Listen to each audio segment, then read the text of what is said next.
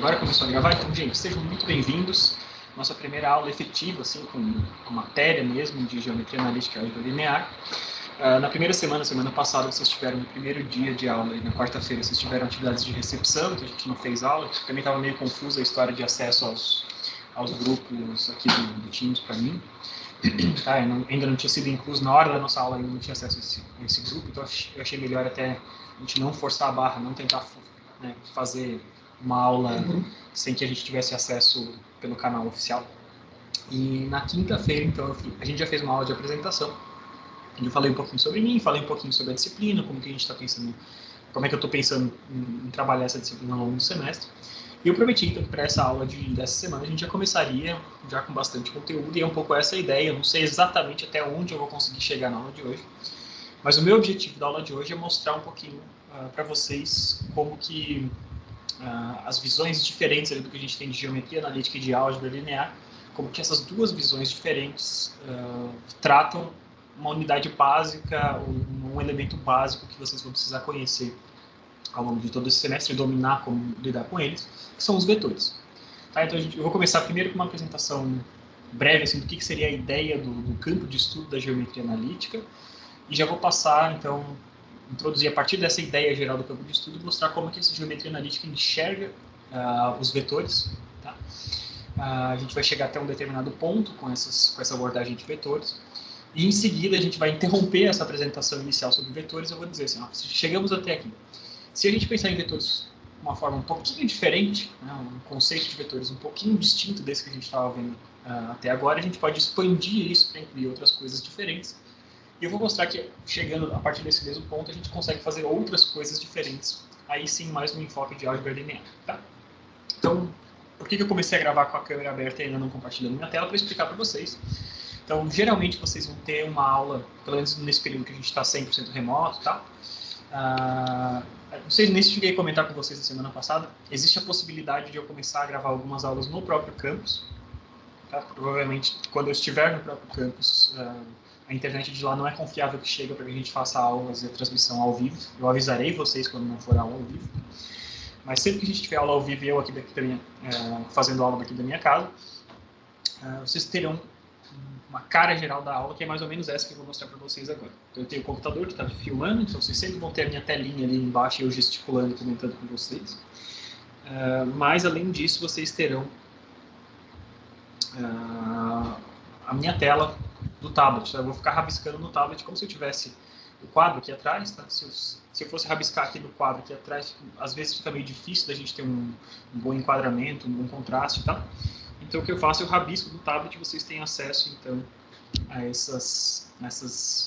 as minhas notas de aula. Tá bom?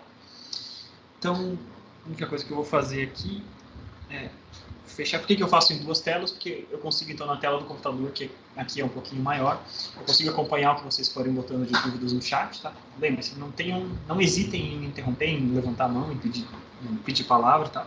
Ou vocês podem também ir escrevendo no chat, que eu frequentemente estou olhando aqui e vendo o que vocês estão escrevendo, tá? Então eu acompanho o que vocês escrevem aqui no chat, vejo mais ou menos qual é a cara dessa aula que vocês estão conseguindo assistir. Enquanto isso, eu vou rabiscando aqui, né? Então vocês vão conseguir acompanhar esses meus rabiscos. Nem sempre a letra sai muito bonita, porque escrever na tela de um tablet, não sei se vocês já tentaram, não é tão evidente assim. Mas, ao longo do semestre, as coisas vão se desenrolando. Né? Hoje, como é o primeiro dia desde o nosso recesso, talvez eu esteja ainda um pouco enferrujado sobre como desenhar as coisas por aqui. Tá bom? Então, para essa primeira aula de hoje, tá, eu vou fazer a gente vai fazer seguir essas duas visões, a visão de vetores, o objetivo, então, dessa aula 1. E a gente fazer, então, vetores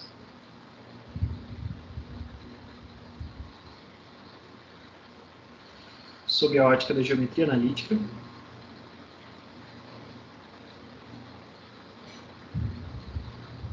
Vai ser provavelmente a última vez que eu vou escrever esse negócio por extenso, tá? Então, a partir de agora, a gente sempre vai chamar geometria analítica de GA.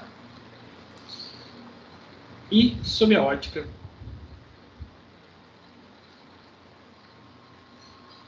da álgebra linear.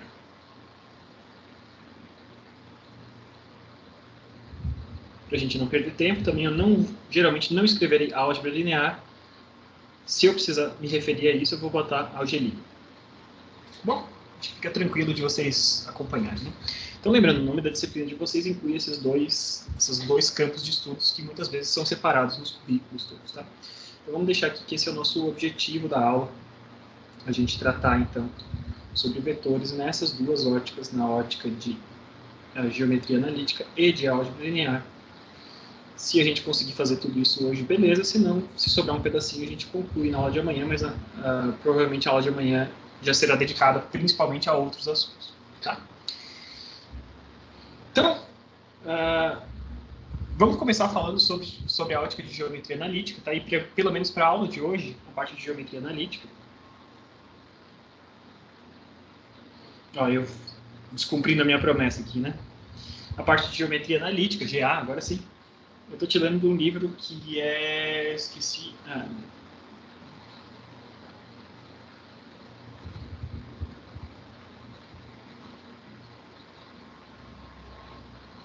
um livro super antigão, tá? Nem está na nossa bibliografia oficial, mas só porque eu estava com acesso a ele, eu curti essa introdução. Esse primeiro capítulo tratando de vetores, nesse livro especificamente eu curti, ele chama Analytical Geometry, do autor Wexler. Tá? É um livro super, super antigo, vocês vão ver. E para a parte de álgebra linear, esse sim é uma coisa que vai continuar, tá? O livro de geometria analítica a gente vai ver um pouco na aula de hoje, a gente vai passar um bom tempo sem ver ele, depois eu retornarei a ele ou até outros livros, ainda não decidi 100%. Mas para a parte de álgebra linear, como eu já comentei com vocês na aula introdutória, né, a gente vai se basear bastante nesse livro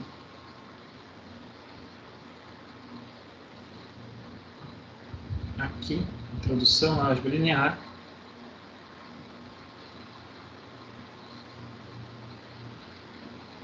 Do estranho. Tá bom? Acho que vai ficar um contraste legal. Já usei essa primeira abordagem já na outra vez que eu dei essa disciplina enquanto DP, só que eu usei ao longo de 2 dias. Um dia eu falei só sobre o equivalente a uma semana, na verdade, tá? Fiz a apresentação da disciplina e depois as outras 3 aulas que eu tive ali, eu falei só sobre a abordagem do Wexler da geometria analítica e depois eu passei uma semana inteira, né, o equivalente a 4 horas, falando apenas sobre a abordagem de vetores do extremo.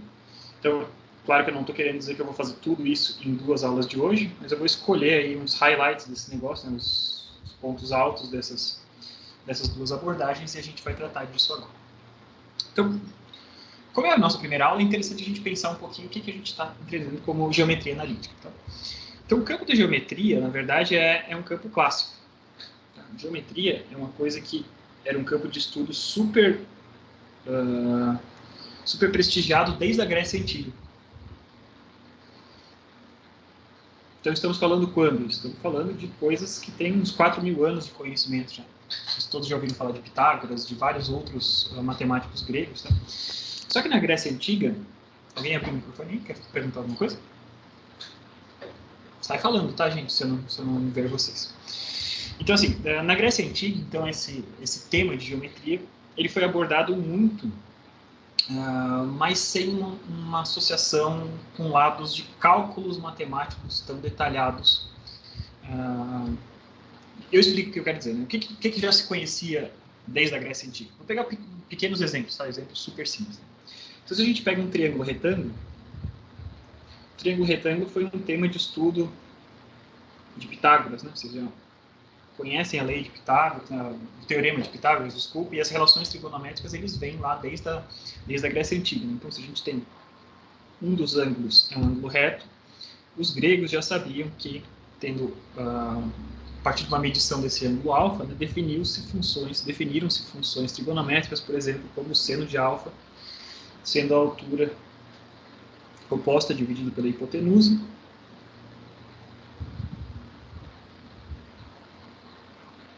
e outras funções, como cosseno, sendo cateto adjacente pela hipotenusa, tangente, oposto sobre adjacente. Então, tudo isso são coisas que vêm lá da Grécia Antiga. Tá? Então, tem uma medida, um comprimento de um tamanho desse triângulo retângulo, e eles descobriram essas relações que existem entre os ângulos de um triângulo retângulo e os comprimentos dos lados desse triângulo retângulo. Outra coisa que já se sabia, então, o Teorema de Pitágoras, né?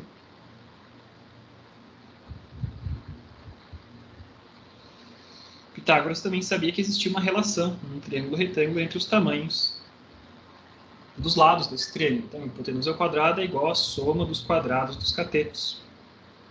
Isso tudo, então, já se sabe há muitos milhares de anos. Tá? Só que a gente sempre estava falando aqui, e isso é uma coisa típica dessas abordagens clássicas aí da geometria, né? A gente estava falando aqui em comprimentos de coisas. Tá? Então, o tamanho disso, pegava uma régua, entre aspas, e media qual que era o comprimento de um desses lados e tal. Então, eu estava falando muito em comprimentos e não de posições desses caras no espaço. Tá? Então, precisou passar bastante tempo partindo desse campo de geometria de uma abordagem mais clássica. Ele precisou de bastante tempo até ele virar uma geometria que a gente chama, isso que a gente entende hoje por geometria analítica. Tá? Para ele virar geometria analítica, a gente precisou muito da contribuição do René Descartes.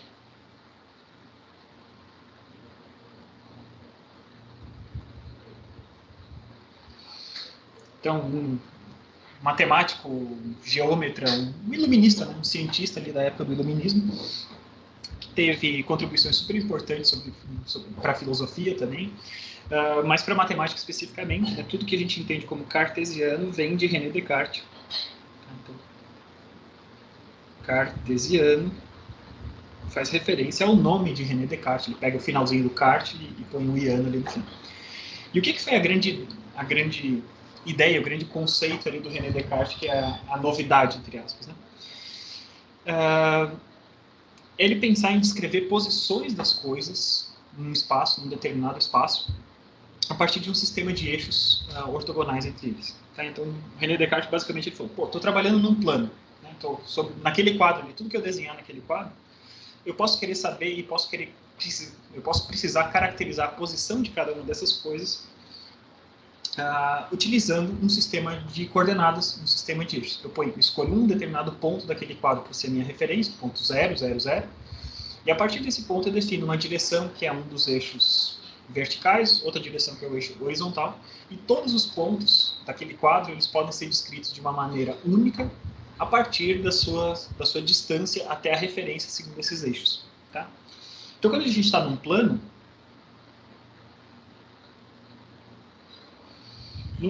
é o que a gente está chamando, então, todos os pontos que estão no plano, eles podem ter distâncias, qualquer medição de distância, uma medição qualquer de um ponto que existe no plano, ele vai ser um número real. Então, quando a gente está no plano, eu vou medir alguma coisa, uma distância horizontal com um número real e uma distância vertical com um número real. Ou seja, a gente está trabalhando no que a gente conhece como R2. Tá? Então, sempre que eu falar em R2, eu estou falando sobre um plano. Sempre que a gente estiver falando sobre coisas que estejam bidimensionais, eu posso associar tudo que está acontecendo num determinado plano com duas coordenadas eu caracterizo perfeitamente. Então, comecem a se acostumar. Essa é uma nomenclatura que a gente vai utilizar bastante. Tá? Então, quando a gente está num plano, ou seja, em R2, eu preciso o quê? Eu preciso dois eixos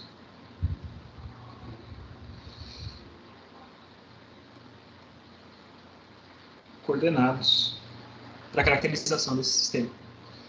Então, como mencionou-se, a gente utiliza a letra Y para o vertical e a letra X para o horizontal.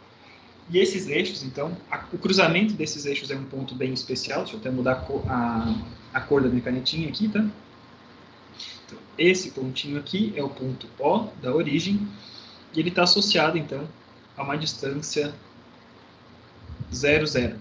Tá? Então, essas são as coordenadas desse ponto. A gente vai muitas vezes utilizar essa representação. Então, um determinado ponto ele é representado, ele é substituído pelas suas coordenadas a respeito daquele sistema de referência. Então, a origem é o cruzamento desses dois eixos e qualquer outro ponto que eu tiver no espaço, naquele plano, eu posso caracterizar, então, por quanto eu tive que andar na direção horizontal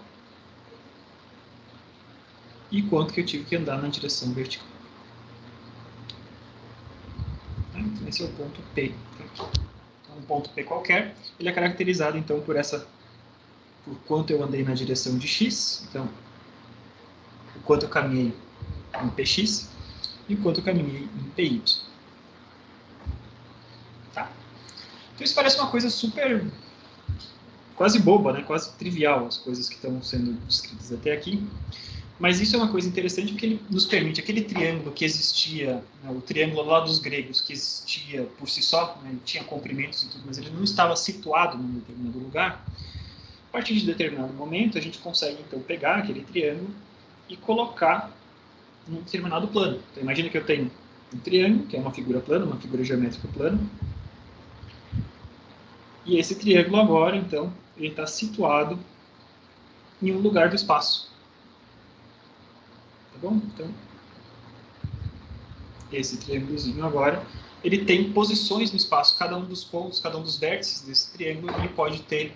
a gente pode associar pontos, valores bem específicos para caracterizar exatamente onde ficam esses pontos. Tá? E ao fazer isso, a gente consegue ampliar muito, muito, muito mesmo as coisas que a gente consegue fazer em termos de análise desses caras, né? de trabalhar em cima disso. Então, quando a gente está nesse contexto de inserir um plano cartesiano para descrever um espaço, para definir de forma única um determinado ponto no espaço, né? Isso acrescenta possibilidades muito poderosas, como a gente vai ver ao longo do caminho. Por quê? Porque a gente consegue começar a traçar equações. Né? Então, cada reta que existe num determinado ponto, na verdade, são relações entre as coordenadas x e y de todos os pontos que estão sobre aquela reta, cada curva. Então, quando a gente introduz esse sistema cartesiano, a gente começa a ser capaz de fazer coisas como... Opa, esqueci minha canetinha. A gente consegue fazer coisas como determinar equações de curvas.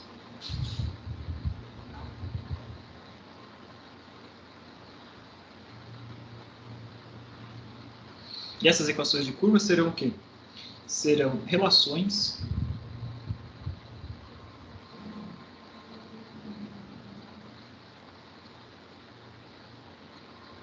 entre as coordenadas cartesianas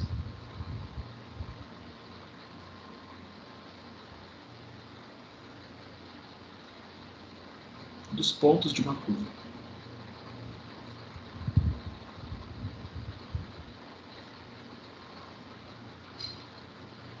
E eu uso curva aqui no sentido genérico, né? Eu posso estar falando de uma reta e segue sendo uma equação de uma curva. Então, eu posso procurar, por exemplo, com a geometria analítica, né? A gente consegue descrever, então, qual seria a equação dessa reta aqui. Uma reta que corta o eixo y naquele ponto, que corta o eixo x naquele ponto, a gente consegue saber qual é a equação daquela reta. Posso também, em geometria analítica, estar interessado em descrever qual é a equação de uma parábola. Posso, em geometria analítica, estar interessado em descrever qual é a equação de uma elipse. Certo? E a partir do momento então, que a gente tem essas ferramentas, né, a gente entende uma equação de curva como uma relação entre as coordenadas cartesianas dos pontos dessa curva, a gente começa a enxergar, pô, se eu tentar descrever a equação de uma reta, toda reta que eu for descrever, ela vai ter características semelhantes. Toda equação de reta vai ter um coeficiente angular e um coeficiente linear, e né, para qualquer tipo de reta, qualquer inclinação que a gente tem, a gente vai perceber que eu preciso dessas duas coisas para descrever uma equação de reta num plano, por exemplo. Quando eu estou numa parábola, eu preciso de três coisas, né? Eu preciso de uma coisa que não está multiplicando por nada, uma coisa que multiplica por x e uma coisa que multiplica por x quadrado. A gente percebe, a gente começa a identificar padrões, né? Identificar o que eu preciso, quais são as caras gerais dessas equações de diferentes tipos de curvas. Tá?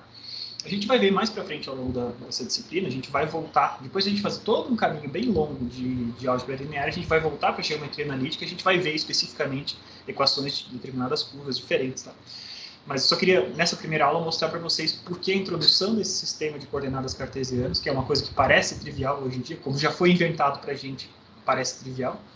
Essa invenção é uma coisa muito poderosa, porque permite a gente encontrar várias coisas em comum e caracterizar coisas bem, de uma forma bem rigorosamente, de uma forma matematicamente bem rigorosa. Tá? Então, a gente consegue fazer isso, encontrar equações, tá? Algumas equações, mesmo a gente sem conhecer nada de nada, né? Agora, nessa primeira aula, né, eu posso perguntar para vocês qual que é a equação do eixo horizontal do eixo cartesiano horizontal. Então, essa linha aqui que está passando exatamente, essa linha preta aqui que eu estou marcando como x, qual que é a equação dessa reta? Então, todos os pontos que tem nessa reta, elas têm algo em comum. Todos os pontos que estão nessa reta têm coordenada y igual a 0. Então, o eixo horizontal, o eixo x, tem uma equação que é y igual a 0. Se y for igual a 0, qualquer ponto que tenha, qualquer ponto cartesiano em duas dimensões que tenha y igual a 0, faz parte dessa reta horizontal. Então, quem são pontos desse eixo? Eu posso ter, por exemplo, um ponto que valha 1 e 0. Esse ponto está aqui, por exemplo, né? Está naquela posição. Eu posso ter um ponto que valha menos 3 e 0. Ele vai estar ali para trás, aquele outro pontinho. Ah, não está em escala, óbvio, né? Eu posso ter qualquer número real, né? Eu posso ter um ponto que valha, por exemplo, π e 0. Tá? Π e 0 estaria aqui. Então, qualquer ponto que tenha essas características de ter a coordenada y igual a 0 vai ser um ponto que vai estar sobre o eixo x. Ou seja, só pensando o que isso quer dizer, essas relações entre uma coordenada e outra, a gente consegue já determinar equações básicas do eixo coordenado, por exemplo. Tá? Da mesma forma, a equação do eixo vertical seria x igual a 0. Todos os pontos que têm x igual a 0 estão sobre essa linha vertical. Muito bem, então, sempre que a gente está em R2, por exemplo, né, a gente precisa de dois eixos coordenados e a descrição de qualquer ponto, né, como eu tinha comentado com vocês, a descrição de qualquer ponto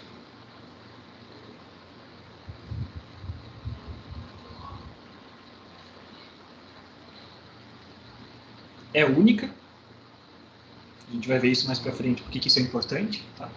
Se a gente tivesse mais de uma forma de descrever qualquer um desses pontos, né, isso seria algo complicado, seria algo que não nos ajudaria tanto assim. Né?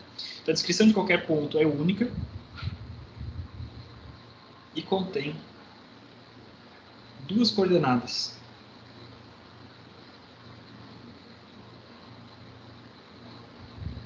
Em R2. Tá? Passando do mundo bidimensional para o mundo tridimensional, que é o nosso espaço tridimensional, seguindo a mesma lógica que a gente tinha antes. Se antes eu tinha dito que o nosso plano era o R2, o nosso espaço tridimensional só pode ser R3. Então, o espaço onde a gente vive, né? O espaço, a minha sala que eu estou aqui, eu tenho um plano, né? O plano dos meus olhos, por exemplo, posso dizer que é o x e y, e a distância, a cota a partir dos meus olhos, desse plano dos meus olhos para frente ou para trás, seria a coordenada z. E com essas três coordenadas eu preencho toda essa sala, toda a minha casa. Tá? Então, quando a gente está aqui no espaço tridimensional, a gente está em R3. E para R3 também, né, o sistema cartesiano funciona super bem. Tá? E a gente tem, então, a gente vai, vamos ver o que eu tinha escrito aqui antes, para a gente fazer a mesma coisa. A gente tem, então, três eixos coordenados.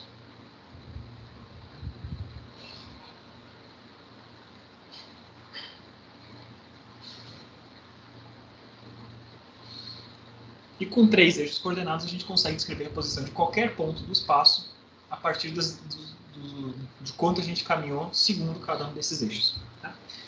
Então, sempre que a gente for desenhar eixos tridimensionais, a gente vai tomar cuidado.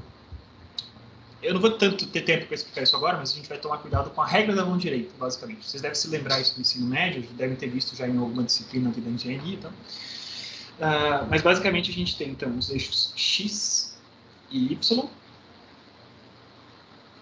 Então, eu começo com os meus dedos apontados na direção do eixo x, da mão direita. Os dedos da mão direita ali apontados na direção do eixo x. Eu enrosco esses dedos na direção do eixo y, né? O eixo x estava para cá, o eixo y está para cá. E a posição do meu dedão define para onde está o eixo z. Então, com esses três eixos, eu estou definindo qualquer posição no espaço. Estou desenhando aqui meio que em perspectiva, né? Acho que dá para entender para todo mundo. Agora, o que aconteceu? A minha origem agora também é o cruzamento desses três eixos. Como eu tenho três dimensões, agora eu preciso de três coordenadas. Então, as coordenadas da origem agora são 0, 0 e 0. Tá?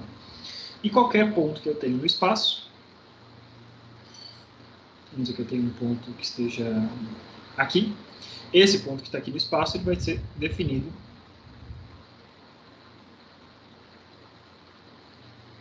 por três coordenadas. Tá? Essa coordenada, então, eu vou ter uma coordenada que é o quanto eu caminhei ao longo do eixo x, que é o px. o quanto eu caminhei ao longo do eixo y, que é o py, e o quanto eu caminhei ao longo do eixo z, que é o pz. Então, esse ponto, para esse sistema de eixos coordenados que a gente escolheu, vai ter as coordenadas px, py e pz. Tá? E tudo que a gente tinha falado em 2 dimensões vale aqui também em 3 dimensões. A gente pode, então, para coisas que existem em 3 dimensões, a gente caracteriza, a gente consegue descobrir equações matemáticas para as coisas que existem em 3 dimensões através das relações entre essas coordenadas. Tá? Então, vou me imaginar de novo aqui um eixinho, tá? Os meus eixos, eu tenho ali o x, y e o z, e eu tenho um plano, por exemplo, que passa aqui.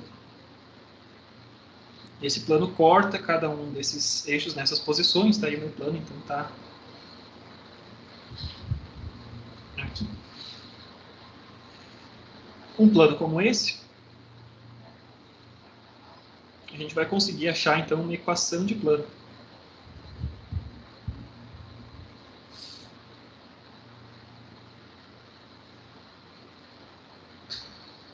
As relações que existem entre as coordenadas de cada um desses pontos que moram nesse plano. Uma coisa que a gente já observa desde já, né? Quando a gente estava ali em 2 dimensões, eu definia qual que é a equação do eixo horizontal, por exemplo. Então, uma linha dentro de um eixo horizontal é alguma coisa que tinha alguma coisa que era fixa, basicamente, né? Ficou bem claro aqui, né?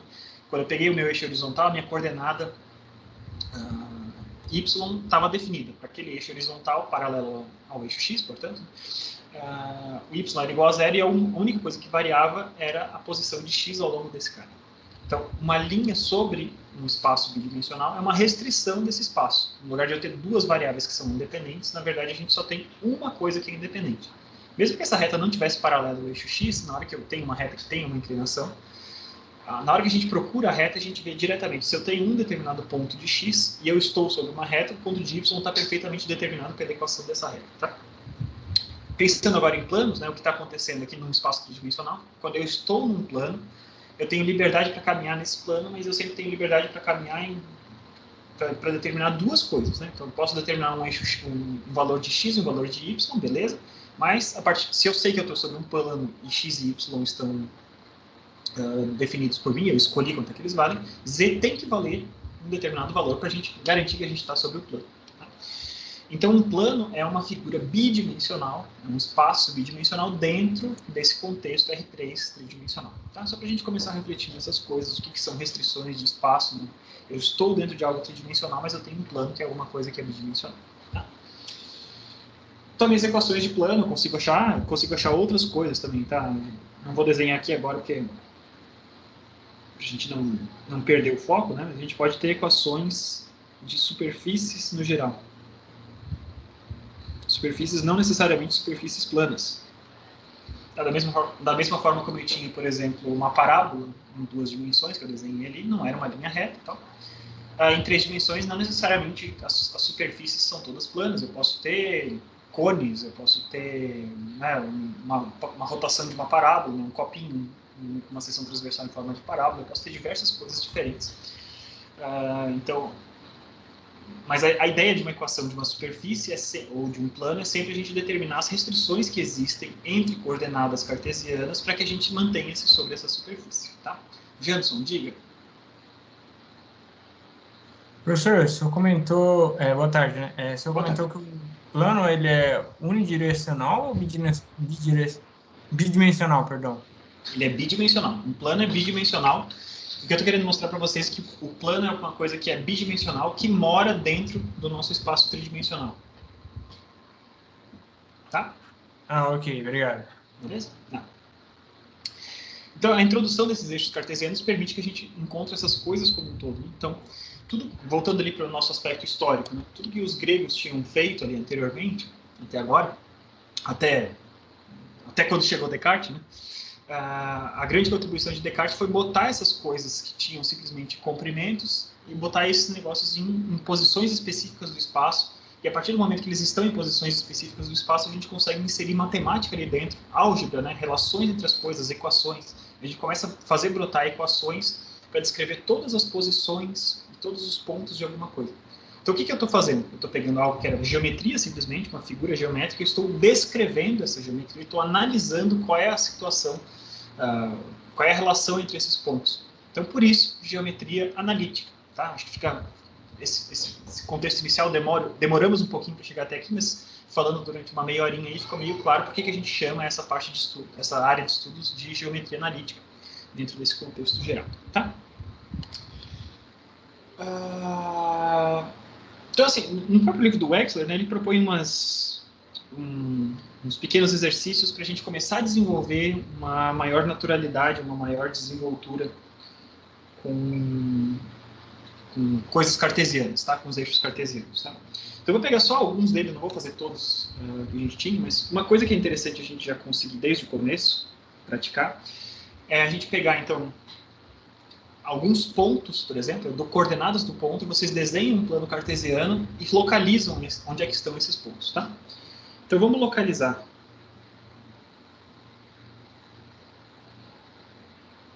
um plano em R2, certo? Aqui. Localizar em R2 os seguintes pontos.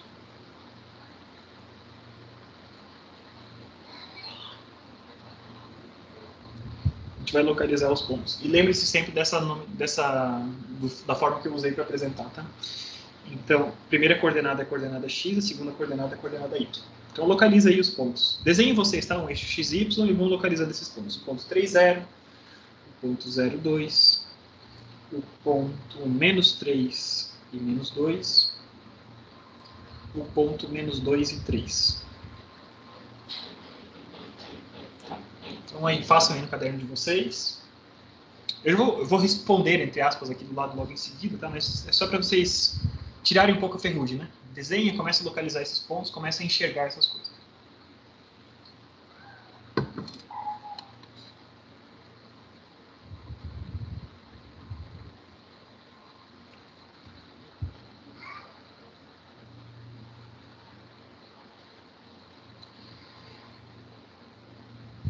Em seguida, embora a gente não tenha grandes conhecimentos a respeito das equações de curvas diferentes, né, de curvas específicas, como parábolas, como círculos, elipses e tal, até o momento, tá? A gente consegue fazer coisas interessantes. Por exemplo, será que vocês conseguem determinar qual que é a equação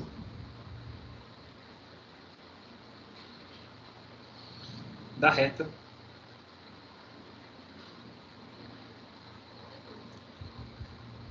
que passa pelos seguintes pontos? Pelo ponto 2 e 1 e 2 e menos 3.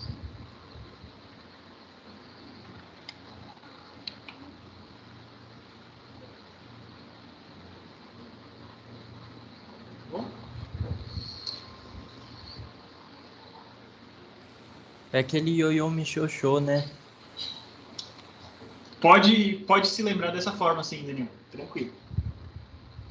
Mas nem se complique tanto, tá? Só olha para esses dois pontos, reflete um pouquinho sobre eles. Eu não estou nem botando numa reta inclinada no momento, tá?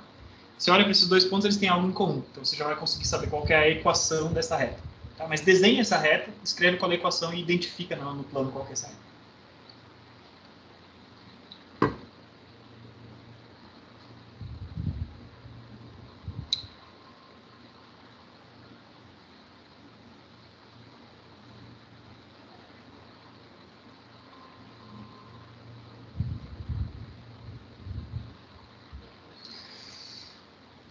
Muito bem.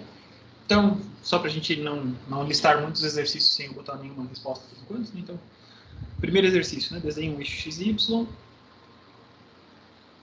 Estou desenhando aqui meio rabiscado, tá? Não repara que ele está meio inclinado. Mas, enfim, o eixo x e y, os dois são perpendiculares. Isso que é importante no sistema cartesiano, como a gente vai ver, na descrição cartesiana, como a gente vai ver ainda na aula de hoje, tá? E vamos localizar esses pontos, tá? Então, o primeiro ponto é 3 e 0. Então, se eu botar as unidades aqui, eu tenho 1, 2, 3. 3 na direção de x e 0 na direção de y. Então, esse meu primeiro ponto está exatamente sobre o eixo x, naquela posição. Segundo ponto, eu tenho x igual a 0, y igual a 2. Então, eu tenho aqui, estou naquele pontinho ali sobre o eixo y, naquela posição. Terceiro ponto, menos 3, então tem 1, 2, 3, né? Lembrando que positivo na nossa convenção é para a direita no eixo X. A direita da origem é positiva e a esquerda da origem é negativa. Assim como para o eixo Y, positivo é para cima e negativo é para baixo. Talvez eu devesse ter falado isso antes, tá? Então a gente tem aqui menos 3 na direção de X e menos 2 na direção de Y. Cruzamento desses dois pontos. A gente tem então esse terceiro ponto, menos 3 e menos 2. E finalmente a gente tem um ponto que está na direção, está no menos 2 na direção de X e 3 na direção de Y. Então se eu compridasse esse meu eixo ali para cima, do encontro dessas duas retas, a gente tem aquele ponto lá em cima. Tá? Então conseguimos identificar esses caras ali. Isso aí mesmo, Guilherme, tá? Já vou mostrar aqui. Tá? Então, qual que é a equação da reta que passa por 2 e 1? Né? Então, você tem o ioiô, michuchô, não sei das quantas, barará, beleza, mas você não precisa pensar nisso. Né? Se você simplesmente olhar para esses dois pontos, você vê que nos dois pontos, x vale 2. Tá? E vocês sabem que, talvez vocês se lembrem disso, se não se lembram, vão lembrar agora, né? Para a gente definir uma reta, a gente só precisa de 2 pontos. Aliás, essa é a base desse ioiô, michuchô, tá? Se você tem a coordenada de um ponto e de outro ponto, de uma reta qualquer, você consegue definir perfeitamente a reta que passa por esses dois pontos, porque só existe uma reta que passa por 2 pontos no plano. 2 pontos distintos, né? 2 pontos diferentes. Tá? Então, se eu olho para esses 2 pontos e eu vejo que existe, um deles tem coordenada x vale 2 e no outro a coordenada x vale 2, então a equação de reta que passa por esses 2 pontos é x igual a 2. Né? Se eu traçar esse cara num plano cartesiano, então, vamos deixar x e y aqui. Essa reta, eu posso desenhar esses pontos, né? Eu posso botar ali 2 e 1, esse é um dos pontos, e 2 e menos 3 está aqui. Ou eu posso botar x igual a 2 diretamente. Então, essa retinha aqui, paralela ao eixo y, que passa por x igual a 2, é essa equação dessa reta. Tá?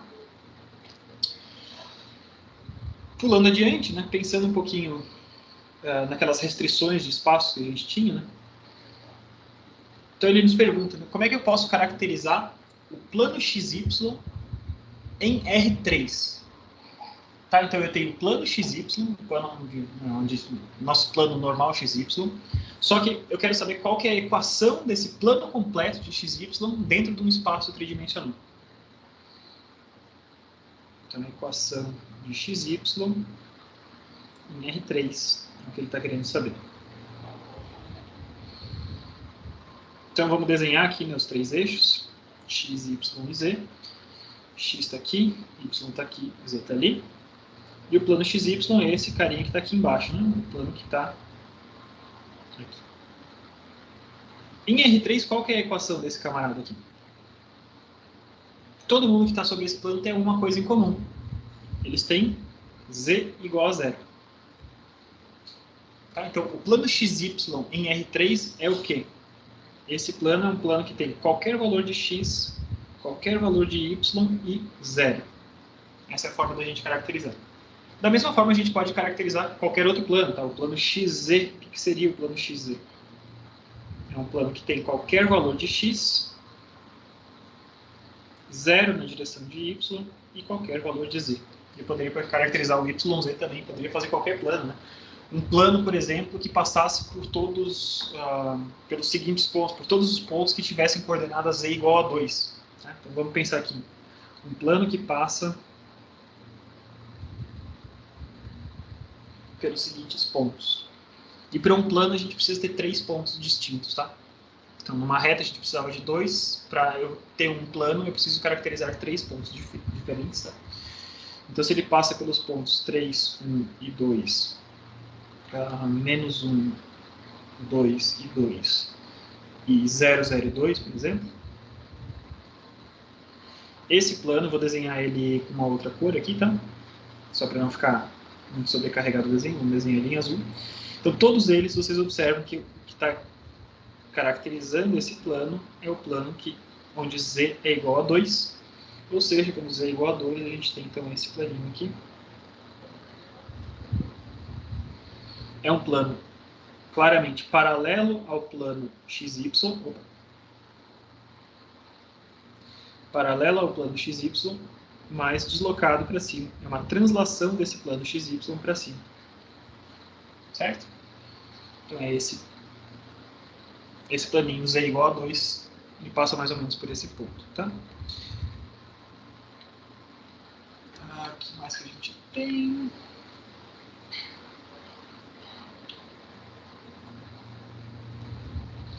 Outra coisa interessante, né? Sem a gente ter que passar pelas formulazinhas ali de retas inclinadas, tal, o probleminha que ele sugere ali. Qual que é a equação da reta que passa pela origem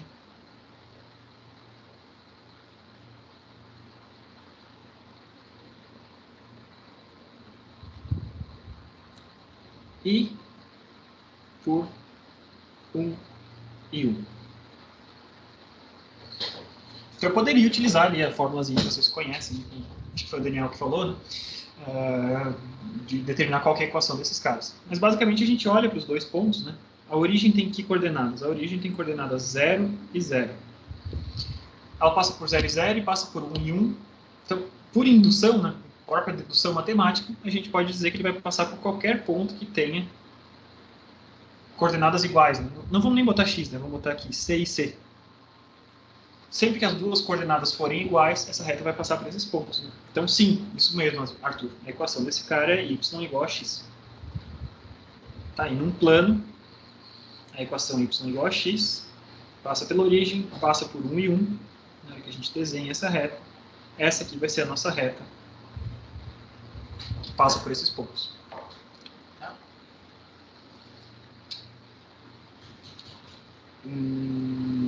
Beleza? Em seguida, só mais alguns, tá? Só mais, eu acho que são 2. Mais 2. Vamos fazer mais 2 aqui, porque vai ficar interessante. Então, eu pego e digo para vocês que eu tenho x ao quadrado menos 9 igual a 0. Que curva que dá isso em um plano R2? Então, isso aqui representa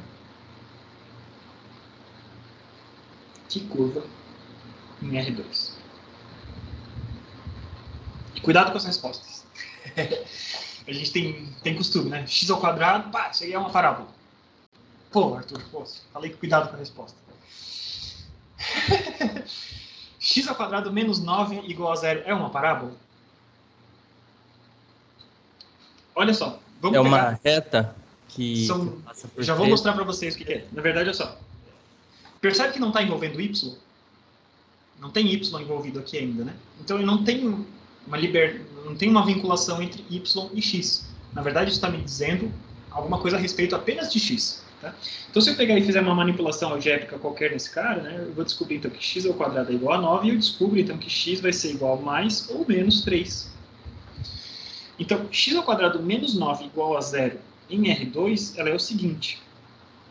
Eu tenho x, eu tenho y, e eu tenho todos os pontos do plano para os quais x vale 3 e todos os pontos do plano para os quais x vale menos 3. Essas duas retas verticais que eu desenhei, vamos desenhar em outra cor, né? Essas duas retas verticais que eu desenhei caracterizam, então, essa equação de x ao quadrado menos 9 igual a 0. Certo? Nesse lado aqui eu tenho x igual a 3. Nesse lado aqui eu tenho x igual a menos 3. Nos dois casos, se eu pegar qualquer ponto desse cara e elevar a coordenada desse cara, que é o quadrado, a coordenada x dele é o quadrado, x ao quadrado vai dar 9, então eu estou respeitando cada equação. Tá? Então temos que prestar bem atenção. E se não aparecer o y nesse cara, qual que é a distinção? Para ser uma parábola, o que teria que acontecer? Eu teria que ter y é igual a x quadrado menos 9. Tá bom? Aí sim eu teria uma equação de uma parábola, a gente sabe disso, né, já no ensino médio. E qual que é a relação dessa parábola com a minha situação que a gente tem aqui? Onde que estaria essa parábola? Ora, o que a gente está procurando, né, se eu pegar y igual a 0, eu chego na minha equação que eu tinha ali antes. X ao quadrado menos 9. Então, essa parábola que a gente tem vai ser essa parábola aqui, ó. A parábola que relaciona y e x e que tem as raízes nos pontos onde a gente cruzou o eixo y. Tá bom? Então, percebeu a distinção das duas coisas, né, Arthur? Acho que ficou claro, né? x ao quadrado menos 9 igual a zero não é uma parábola que não está envolvendo y, mas ele está associado diretamente à parábola y é igual a x quadrado menos 9. E a gente utiliza, então, essa x ao quadrado menos 9 igual a zero para achar as raízes dessa parábola, ou seja, onde ela corta o eixo x. Tá? Beleza? Seguindo adiante, então, mais um pouquinho um problema similar aqui. Agora a gente não vai mais bobear, não vai mais sair respondendo tão rapidamente.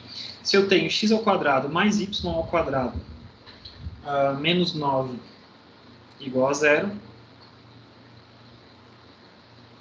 isso representa que curva? Em R2.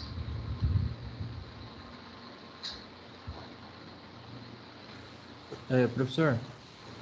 Pois não. Seria um círculo? Exatamente, né? Então, não sei se vocês todos se lembram disso, né? Mas um círculo. Isso aqui é muito fácil da gente imaginar. Por que isso é um círculo, tá? Estou divagando, tá? Não estou respondendo simplesmente a pergunta. Lembra do triângulo retângulo? Então, eu tenho um triângulo retângulo, tenho cateto oposto, cateto adjacente, eu tenho Pitágoras, certo? Então, se esse cateto aqui eu chamo de x, esse cateto aqui eu chamo de y, esse cara aqui eu vou chamar de r. Só de sacanagem, tá? Por Pitágoras, a gente sabe, então, que r ao quadrado vai ser igual a x ao quadrado mais y ao quadrado, certo? Se eu tenho, então, r constante, se o r é um valor que é definido, é um valor constante, eu posso ter, então, vários valores diferentes de x e y. Então, x barra y barra, tá? Esse é um outro triângulo, mas o r é o mesmo. Se esse r for sempre o mesmo, né, eu sempre vou chegar à conclusão que eu tenho um r quadrado vai ser igual a esse x barra ao quadrado mais y barra ao quadrado por Pitágoras. Tá? Então, quando a gente está em R2, a gente tem, então, esses valores que a gente tem. Então, esse r ao quadrado aqui está muito claramente associado a isso aqui. Então, isso aqui vai ser igual a r ao quadrado. Então, é um círculo de raio 3 que a gente tem. X e Y. Agora, por que a gente não tem... Por que a gente pode dizer com certeza que é um círculo? Porque a gente está relacionando um valor de x e de y. Tá? Estou em duas dimensões e eu tenho ali uma relação entre x e y. Então, x e y podem assumir valores diferentes entre eles, desde que eles caiam sobre esse raiozinho. Tá? Então, vamos tentar traçar aqui um círculo. Né? É sempre uma lástima tentar traçar um círculo. Um círculo. Então, esse seria o nosso... A equação desse carinha aqui seria, então, quando x igual a 3, por exemplo, isso aqui vale, né? Y igual a 0, x igual a 3, então 3 ao quadrado menos 9 dá 0. Quando y é igual a 3 aqui embaixo, quando x é igual a menos 3 e quando y é igual a menos 3. Tudo isso vale. Então a gente está achando essas coisas. Muito bem.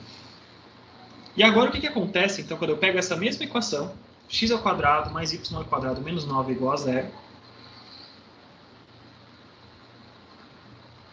Menos 9 igual a 0. Eu quero saber que superfície isso representa no espaço tridimensional em R3. E agora? Então, estamos aqui com x, y e z, né?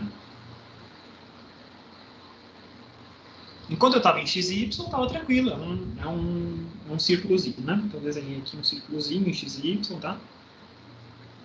Aquele mesmo círculo que estava lá. O que aconteceu em R3? Essa equação está impondo alguma restrição sobre z? Z aparece nessa equação? Não, né? Então, como z não aparece nessa equação, contanto que essa relação entre x e y se mantenha, eu posso ter qualquer valor de z. Então, essa equação, a equação de um círculo, né, a equação que seria de um círculo no plano, né, ela passa a ser um cilindro em R3. Tá? Por quê? Porque não existe restrição. Quando eu digo restrição, são relações, né? Uma equação que relaciona duas coisas. Estou restringindo, estou dizendo que uma coisa só pode variar respeitando uma determinada regra. Então, não existe essa restrição, nenhuma regra.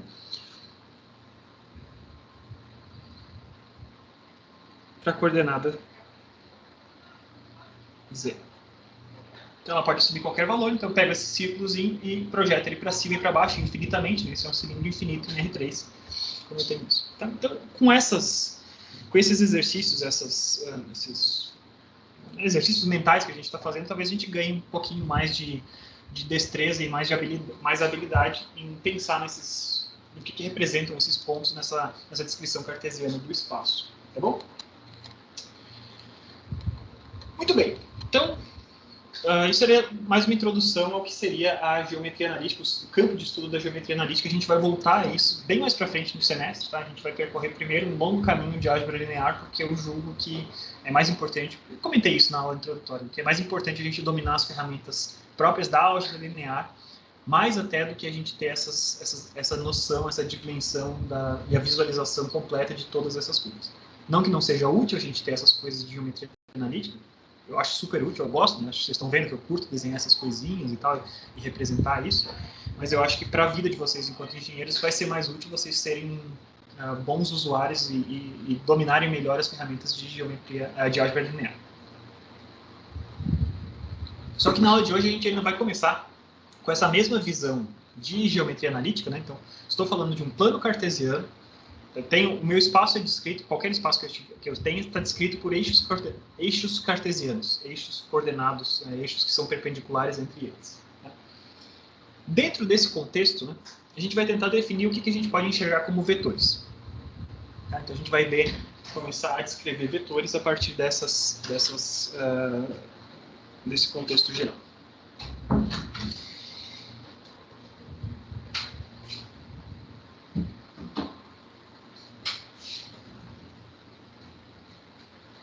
Então lembre-se que eu já estava falando anteriormente sobre a descrição de um ponto ser alguma coisa única, né, num plano cartesiano. A gente pega as coordenadas x e y, por exemplo, quando eu estou em R2, e para aquele ponto específico só existe uma forma de descrever, usando eixos cartesianos, só existe aquela uma forma de descrever a posição daquele ponto. Tá?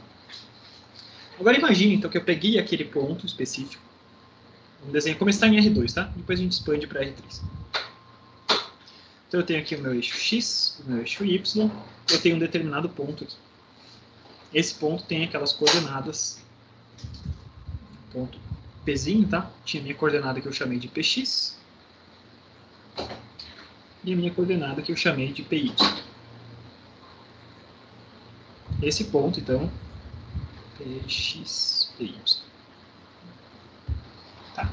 Por enquanto eu descrevi apenas aquele ponto nas coordenadas cartesianas.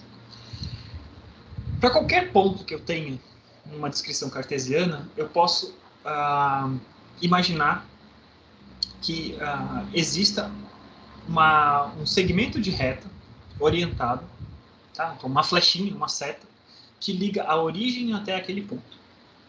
Beleza? Então, qualquer ponto que eu tenha, então aquele ponto P, ele está vinculado a essa setinha aqui. E esse vetorzinho que a gente está orientando aqui, a gente pode interpretar como se fosse um conceito de um vetor posição.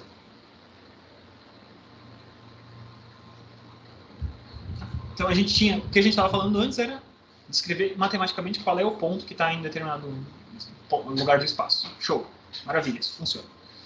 Para cada ponto desses, eu posso imaginar, olha, esse ponto aqui, ele está vinculado, ele é perfeitamente conectado a um vetor que liga a origem até aquele mesmo ponto. Tá? E esse vetor, então, ele indica o quanto, basicamente, ele está mostrando o quanto que eu tenho que caminhar a partir da origem para chegar naquele ponto específico daquelas coordenadas px e py. Tá? Então, um vetor posição, ele é uma forma da gente vincular qualquer ponto do espaço a um deslocamento a partir da origem.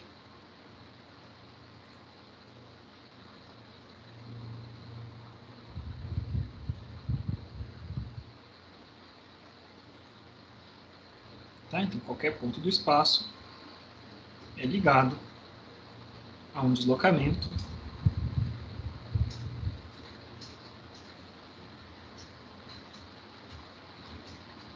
a partir da origem.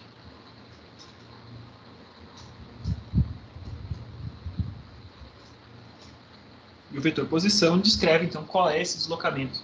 Ele dá uma forma de caracterizar qual que é esse deslocamento. Então, com isso, a gente já vê que existe uma ponte bem direta, né, entre o que a gente estava falando só sobre coordenadas de pontos e vetores nessa questão.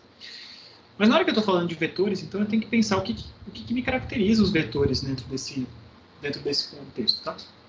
Então, dentro dessa visão de geometria analítica, a visão geometria analítica de vetores vai ligar os vetores, então, a um segmento de reta orientado.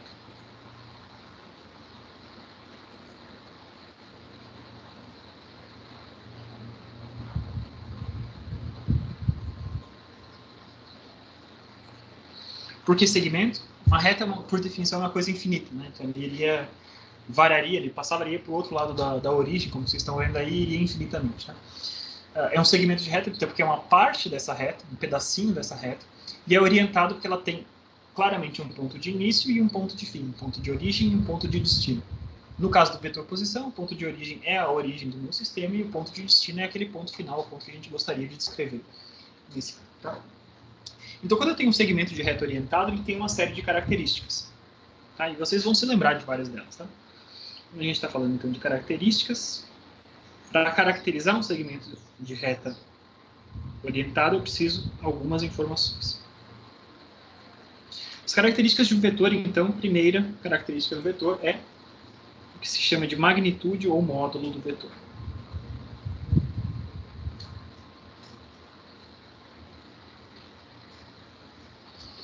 Então, isso tem a ver com o quê? Eu falei que era um segmento de reta, isso aqui tem a ver com o comprimento do segmento de reta.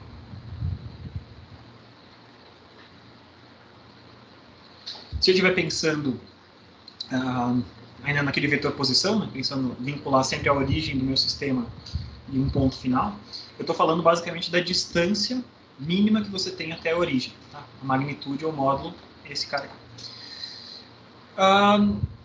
Então, norma tem uma característica, o Arthur perguntou, né, se a gente fala módulo ou norma. Tá? Para vetor eu vou preferir falar em módulo, mas existe um conceito que é chamado de norma, sim, que para o vetor é a mesma coisa, mas norma ela pode ser utilizada para outras grandezas diferentes. A gente vai ver bem mais para frente isso ao longo de álgebra linear, que a gente pode falar em norma de uma matriz, norma de outras coisas diferentes, tá? Então, espere um pouquinho, daqui a algum tempo eu explico o que a gente entende por norma, mas norma é uma coisa maior, uma norma não está necessariamente ligada apenas ao vetor. Tá? Obrigado. Então, a primeira característica é essa magnitude ou módulo, ou seja, o comprimento desse vetor. A segunda característica do vetor é o que a gente chama de direção. E quando a gente fala de direção, a gente tem que tomar um pouquinho de cuidado, tá? A nossa linguagem do dia a dia, a nossa linguagem cotidiana, muitas vezes a gente pensa em direção como, por exemplo, que direção que esse negócio está? Esse negócio está para a direita. Tá? Não é isso que está sendo falado. Tá? A direção diz respeito à linha de ação. Tá? Então, sempre se lembrem disso. A linha de ação. E eu já vou começar a desenhar vetores para a gente enxergar essas coisas. Tá? Então, eu estou falando da linha, eu não estou falando para qual lado, sobre essa linha, eu não estou falando para qual lado eu estou andando. A direção está simplesmente definindo qual que é essa direção, a linha sobre a qual age aquele vetor. E a última das características que a gente tem, quando a gente pensa num vetor como um segmento de reta orientado, aí sim é o sentido. Então, isso aqui tem a ver sim com a orientação sobre a linha. Então, sobre uma linha definida, uma linha de ação definida, a gente diz se a gente caminha para um dos lados dessa linha ou para o outro.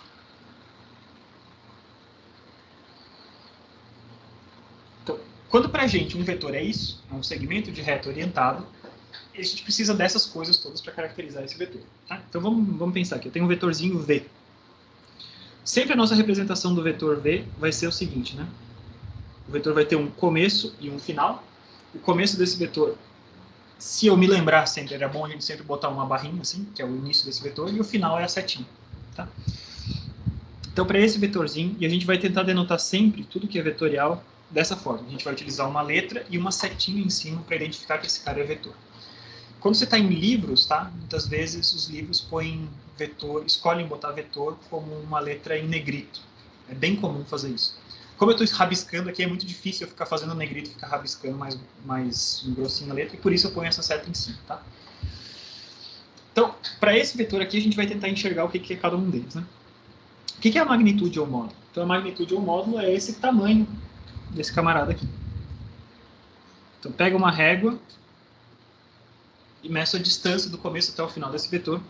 E esse módulo, então, uma das formas da gente denotar ele vai ser assim. 2 barrinhas, tá? Então, esse cara aqui é o módulo desse vetor. Em seguida, qual que é a direção dele? É a linha de ação dele.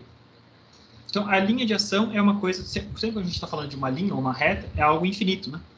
Então, a linha de ação é infinita. Toda essa linha, se eu pegar e deslocar esse vetor, né, pego ele e desloco ele só para cima ou para baixo, segundo essa própria linha, tudo isso é a linha de ação desse vetor. Tá? Quando vocês forem estudar mecânica clássica no semestre que vem, provavelmente comigo de novo, tá? Esse é um conceito muito importante que a gente tem de linha de ação para efeitos de força sobre corpos diferentes. Tá? Então, linha de ação, lembre-se que sempre essa linha é uma linha infinita. Tá? E o sentido, sim, agora sim, nos indica, né? A partir desse ponto, eu estou caminhando sobre essa linha na parte de cima. Então, essa setinha, a setinha indica qual que é o sentido. Então, para cada um desses caras, a gente tem, então, essas características que a gente tem, tá? Então, preciso disso para caracterizar um vetor, beleza? E a gente passa, então, para algumas observações diferentes, tá? Professor, pode falar o sentido? Não entendi. O sentido é assim, sobre essa linha de ação, digamos que eu tivesse, deixa eu mudar a cor aqui, tá? Tô naquele ponto aqui, o ponto original, tá? Eu tenho que caminhar essa distância desse módulo sobre essa linha, beleza? Magnitude ou módulo a gente sabe quanto é que é, a direção a gente sabe o que é. Eu posso caminhar esse cara para cima, e eu chego exatamente onde eu estava querendo chegar, nesse vetor V. Isso é um sentido possível. Mas existia outro sentido possível, que é eu caminhar a mesma magnitude, na mesma direção para o outro lado. Então, sobre essa linha de ação, se eu caminhei para a diagonal direita para cima ou para a diagonal esquerda para baixo, isso são as duas direções possíveis sobre essa linha de ação que eu desenhei. Deu para entender?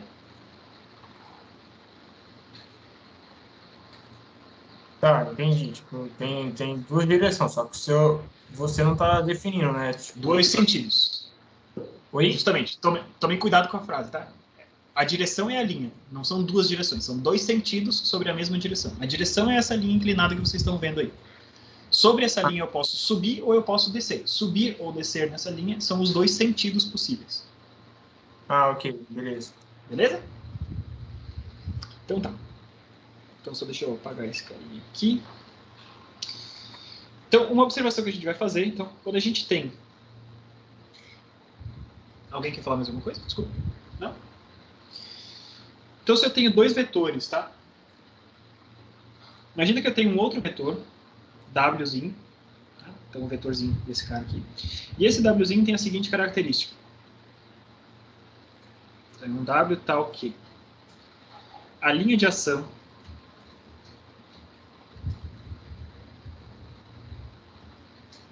é paralela à linha de ação de V. Primeira condição. E segunda condição, o módulo de W é igual ao módulo de V. E o sentido é o mesmo. Tá? Então vamos voltar no nosso desenho aqui. Tinha esse que caracterizava V, tá? E eu tenho então uma linha de ação que é paralela, tá? Imagina que esse negócio aqui está perfeitamente paralelo, tentei desenhar assim. E eu tenho então esse vetorzinho W que tem exatamente o mesmo comprimento, mesmo sentido sobre a linha de ação, e essa linha de ação é paralela, e esse é o meu vetorzinho W. Tá?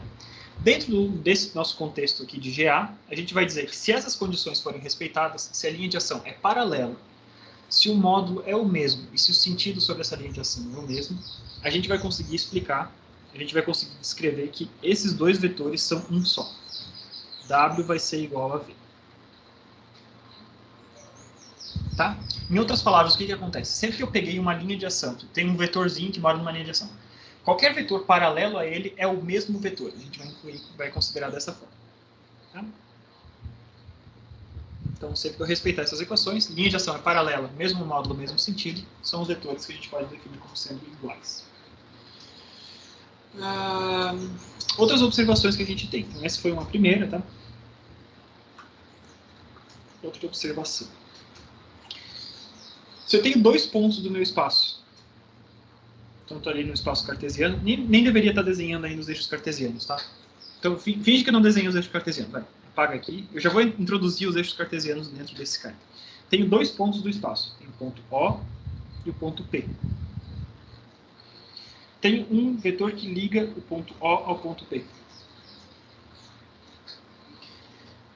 Esse vetorzinho aqui que liga o ponto O ao ponto P, a gente vai denotar da seguinte maneira. A gente vai denotar assim: ponto de origem, ponto de final e uma setinha ali ao longo do caminho. Tá? Beleza?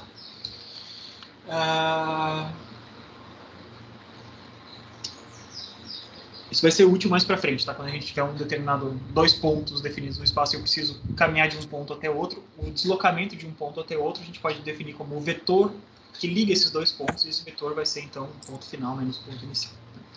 Janderson, acho que você está com o microfone aberto ainda, tá? Outra observação. Se eu tenho 2 vetores que não são paralelos, então eu tenho um vetorzinho A, por exemplo, e eu tenho um vetorzinho B.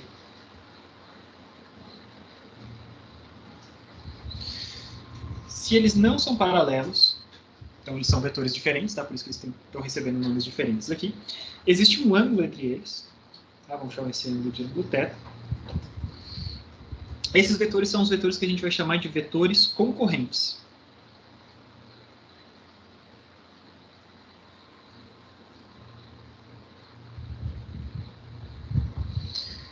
E os vetores concorrentes, então eles têm um ângulo entre eles. Quaisquer 2 vetores que sejam concorrentes, são os vetores, eu preciso de 2 vetores concorrentes para definir um plano.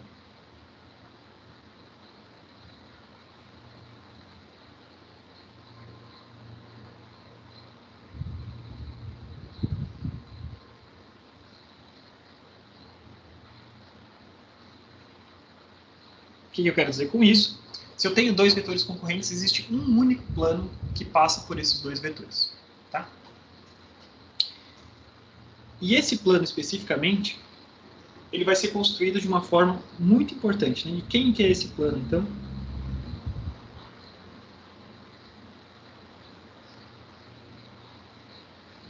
E esse é um conceito-chave nessa nossa primeira aula. Esse plano que passa, né, o plano que está caracterizado por esses 2 vetores, é o plano que tem todas o que a gente vai chamar de combinações lineares desses vetores.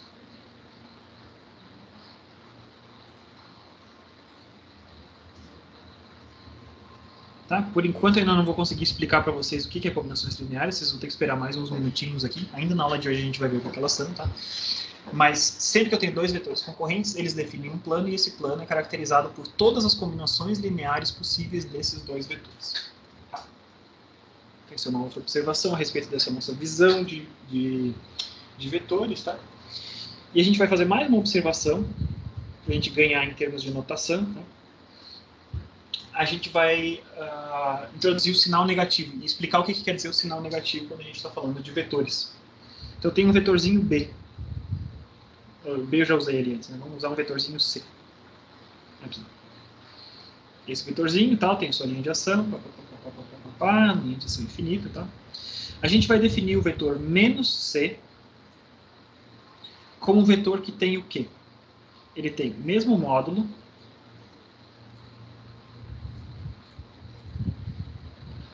mesma linha de ação, ou seja, a mesma direção, mas sentido oposto. Então, quando a gente põe um menos na frente de um vetor, ele fica todo igual, exceto para o lado pelo qual ele aponta. Então, se o C está apontando para o lado de cá, o menos C aponta para o lado de cá. Tá bom? Isso vai ser bastante útil logo em seguida, quando a gente for introduzir isso. Tá? Mas é uma anotação interessante da gente ter já desde agora.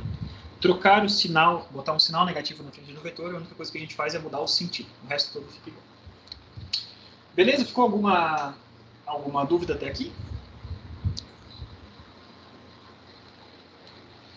Não, né? Então, vamos fazer mais uma... Não sei nem se deveria ser uma observação, então vamos botar aqui de uma forma um pouco diferente. Então, imagine o seguinte. Imagine que eu esteja só interessado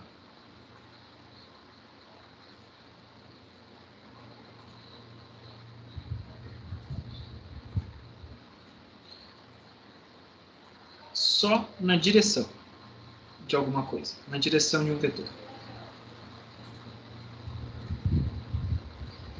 Então eu tenho um determinado vetor, eu não quero saber nada do módulo dele, não quero saber nada do sentido dele, eu quero caracterizar aquela direção. Tá? Para fazer isso, tá? O que caracteriza basicamente a direção, a gente vai muitas vezes tender a escolher uma coisa que a gente chama de vetor unitário.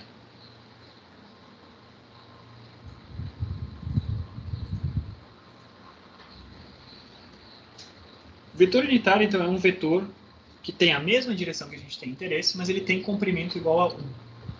Tá? O módulo desse vetor unitário, que eu vou chamar de Uzinho, é 1. Então, imagina, eu tenho um vetor V, quero saber só coisas que caracterizem a direção desse vetor, só essa linha. Tá? O que a gente vai fazer? Vai ser muito útil para a gente descobrir qual que é o vetorzinho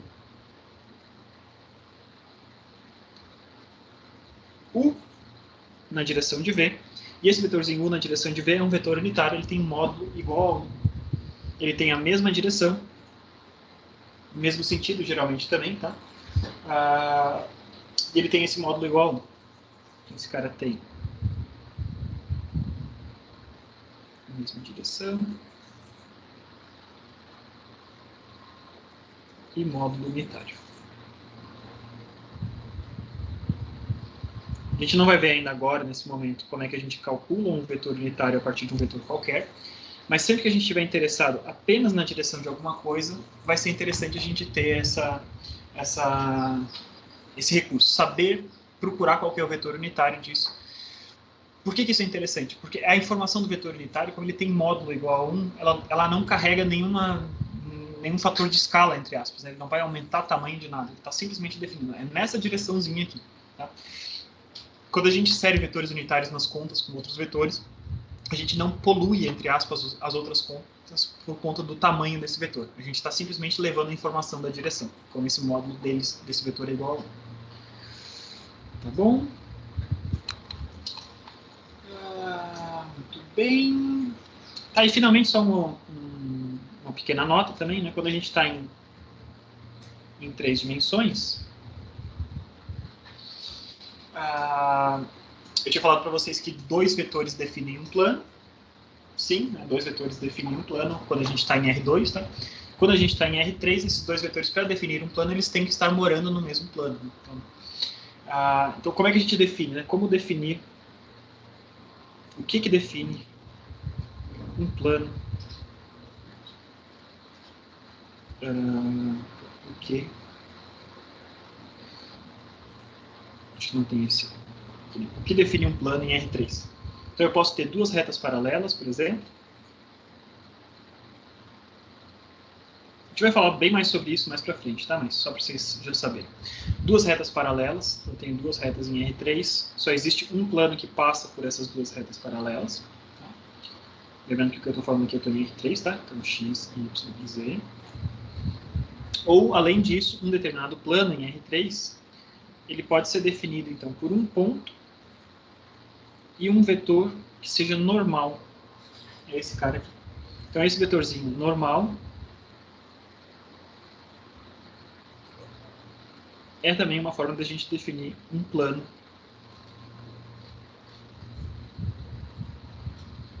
em R3.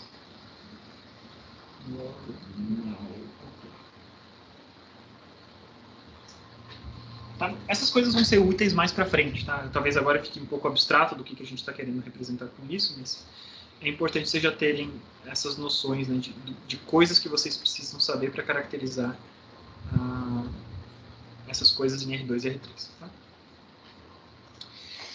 Muito bem, então agora a gente vai chegar na parte mais interessante, mais importante. A gente vai entender qual que é a importância de Descartes para essa descrição de vetores. Tá? E com certeza a gente não vai conseguir falar sobre a definição de álgebra linear de vetores na aula de hoje. Então o que eu estou querendo saber? Eu tenho um vetor, a gente já entendeu o que é, e agora eu quero saber como que eu opero com esses vetores. Então eu estou falando de soma vetorial. Tenho 2 ou mais vetores e eu quero saber como que a gente vai somar esses vetores.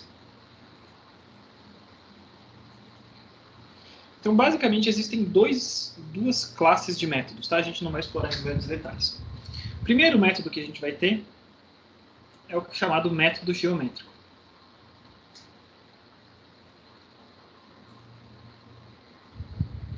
Então, eu tenho uma série de vetores. O que eu faço no método que eu chamo aqui de método geométrico? Tem outros nomes, tá? Outros autores vão chamar de outras formas. Tá? Mas no método geométrico, a gente vai empilhando vetores.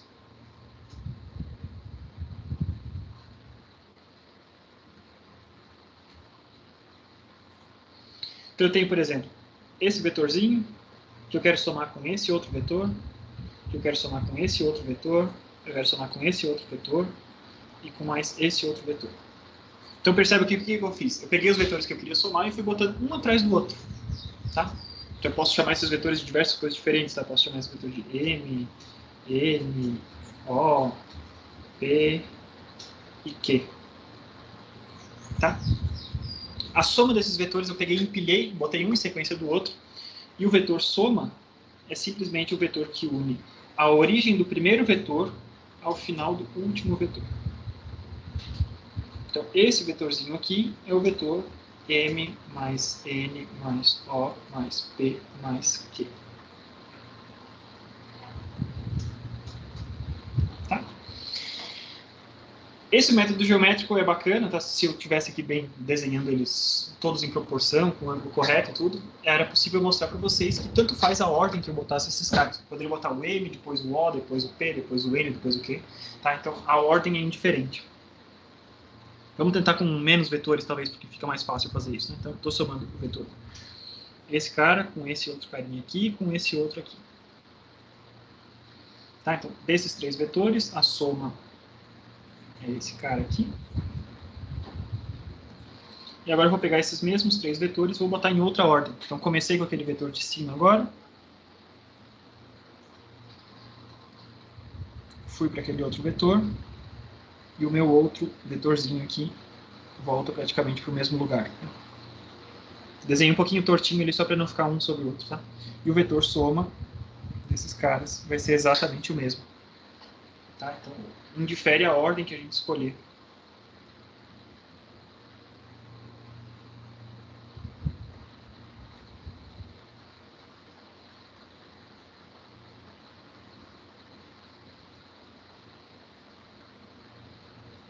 Tá? Então, a soma, o vetor soma, vai ser simplesmente a origem do primeiro até o final do último vetor. Beleza?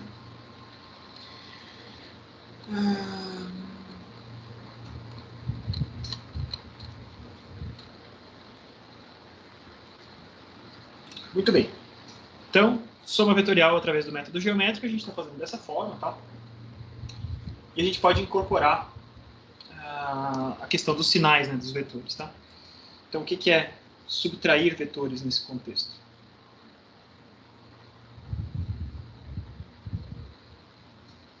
Subtrair vetores é simplesmente eu pegar os vetores que têm o sinalzinho de menos, eu inverto o sentido desses vetores e eu faço a mesma coisa, tá? Então, eu tenho um vetor U e um vetor V. Esse aqui é o vetor U mais V. U menos V seria o quê? Eu pegar o mesmo vetor U e trocar o sinal de V. Aqui eu tenho o vetor menos V, aqui eu tenho o vetor U, e esse carinha aqui seria o vetor U menos V.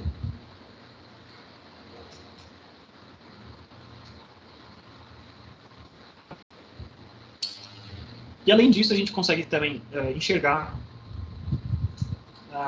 um conceito importante que é o produto por escalar.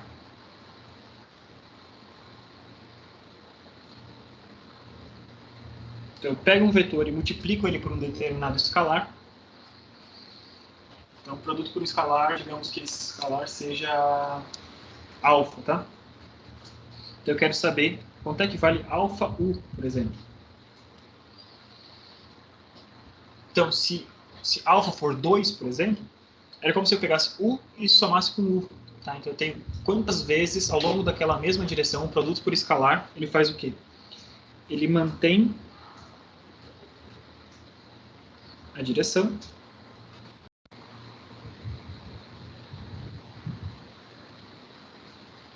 e existe uma escala sobre o módulo. Então, se eu multiplico 0,5 vezes um vetor, ele é um vetor que tem a mesma direção, mas tem metade do comprimento. Então, eu tenho U aqui, por exemplo. Oi. Você poderia explicar essa subtração de vetor aí? Não ficou claro para mim, por favor. Tá, só um pouquinho. Só deixa eu desenhar aqui do produto por escalar e eu já volto ali para a subtração, tá? Só um pouquinho, gente. Beleza, então, a gente tem U, por exemplo, digamos que alfa seja maior do que 1. Tá? Alfa é maior do que 1, então eu estou aumentando a escala desse cara. Então, U e esse outro cara aqui, eu vou desenhar um pouquinho do lado, tá? Esse cara outro aqui vai ser alfa U. Ele tem a mesma direção e ele tem uma escala um pouquinho maior, se alfa for maior do que 1. E se beta, por exemplo, se um outro escalar fosse um beta menor do que 1, ele poderia reduzir o seu comprimento. Beta de U. E além disso, se a gente tivesse um número que fosse menor do que 0, eu pegaria e mudaria a escala e o sentido desse cara. Tá? Então, observe que se um gama é menor do que 0, eu tenho o vetor U aqui. Gama U vai ter o sentido oposto, está apontando para o outro lado. Tá? Então vamos lá, voltar para a subtração de vetores.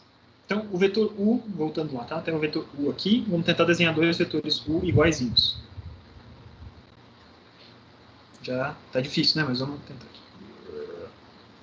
Tá? Suponha que esses dois vetores U são iguais. Agora eu tenho um vetor V, para que lado que eu tinha apontado ele, para a diagonal do direito para baixo. Tem um vetorzinho V aqui. Esse é o meu vetor V. Seguindo a lógica que a gente tinha feito antes, o vetor menos V é um cara que tem a mesma direção, só tem o sentido oposto. Tá? Então, o menos V é um carinha que está assim, mesmo comprimento, tudo igualzinho, só que ele está apontando para o outro lado. Tá bom? Então, se a gente interpreta esse menos V simplesmente como sendo eu trocar o sentido daquele primeiro vetor, a partir daí, a subtração, entre aspas, de vetores, você está somando com um vetor que teve o sentido trocado antes.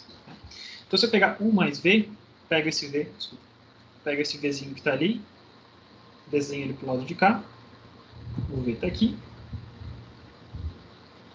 eu tenho U mais V aqui. Agora esse menos V, pelo método geométrico, eu tenho que botar esse menos V a partir do final daquele primeiro vetor. Tá? Então, se eu estou fazendo U menos V, eu estou fazendo U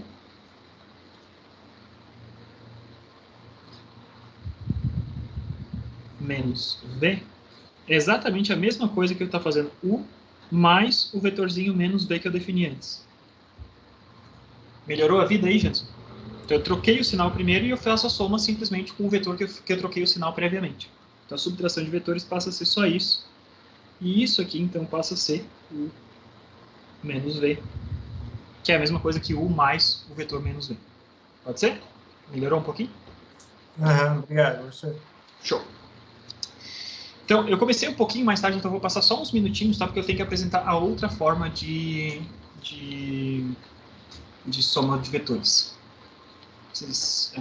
Tinha travado um pouquinho. Tá? Ficou faltando só uma coisa. Tá? O que acontece? Observação.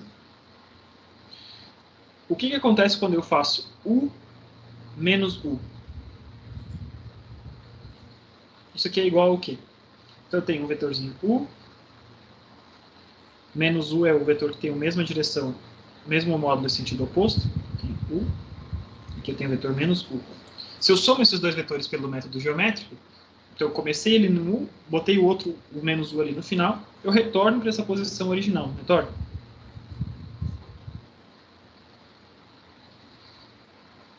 Então, U menos U é o cara que a gente vai chamar de zero vetorial, tá? Esse cara aqui é o vetor nulo. Eu estou operando duas unidades vetoriais. Eu estou pegando o vetor U e o vetor menos U. Então, o resultado é um zero, mas é um zero com caráter vetorial, tá bom? Então, o que seria um vetor nulo? É alguma coisa que tem, como a gente vai ver um pouquinho mais para frente, os vetores vão estar associados a coordenadas, tá? Então, esse vetor vai estar associado a coordenadas 0, 0 e 0. Não é simplesmente um número zero. É a quantidade de coordenadas que eu precisar daquele espaço que eu tiver, um 0, 0, 0, 0, 0. Esse cara aí vai ser o vetor nulo. Tá? E o vetor nulo tem outras propriedades. Tá? Então, se eu pegar um vetor qualquer, um vetor A, por exemplo, e somar com um vetor nulo, ele segue sendo esse vetor A. É o elemento neutro da soma de vetores. Tá? Muito bem. Então, esse método geométrico é bacana, né? Ele funciona bem e tal, você consegue fazer com qualquer vetor e tal. O que é a desvantagem, né, limitação desse método geométrico?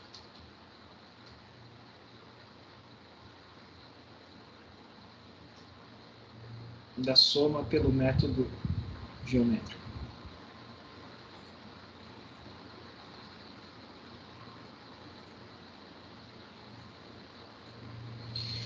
A gente não tem praticamente informação nenhuma sobre o vetor resultante. A gente não consegue caracterizar matematicamente quase nada do vetor resultante. Tá, o vetor soma não está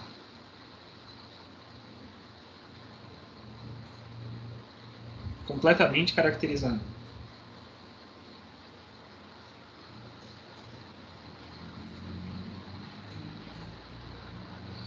Eu não sei exatamente, se eu não pegar uma regra e medir, eu não sei a priori quanto é que é o tamanho dele. Né? Não tenho nada de equações matemáticas que me ajude a definir qual que vai ser o tamanho desse cara. Eu não sei, não tenho equação matemática, né, que me garanta qual que é o ângulo que esse cara faz com determinada posição do meu plano. Eu não sei caracterizar nada especificamente sobre ele. Eu não sei achar nada de informação técnica sobre esse vetor. Né? Então, por conta dessa limitação, o método geométrico é super versátil, é super bacana e tal. Só que por conta dessa limitação, a gente vai buscar um método diferente. O segundo método de soma que a gente vai fazer é a soma vetorial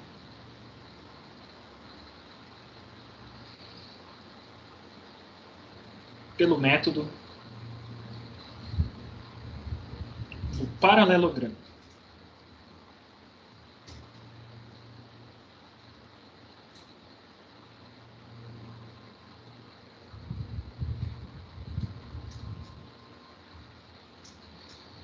E o método do paralelogramo, através do método do paralelogramo, a gente vai enxergar toda a potência que existe da descrição cartesiana do nosso espaço. Né, quando a gente insere as coordenadas cartesianas, o método do paralelogramo ganha muita potência. O que é a ideia da soma pelo método do paralelogramo? Então, imagine que eu tenha um vetorzinho F, outro vetorzinho G. Quero somar esses dois vetores. No método geométrico, eu faria o quê? Eu pegaria o vetor G, eu escolheria um para ser o primeiro vetor e botaria o outro ao final daquele vetor.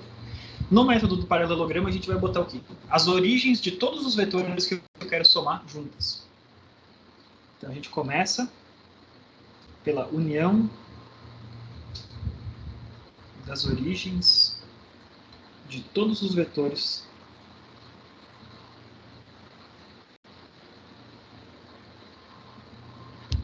e no método do paralelogramo a gente vai somar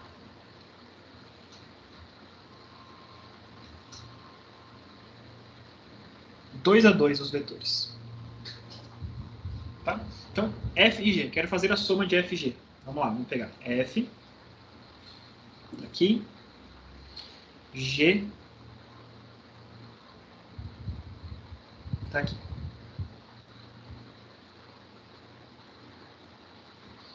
Então, juntei a origem desses dois caras. Como é que eu faço a soma desses dois?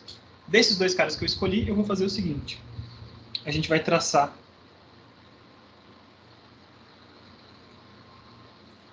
retas paralelas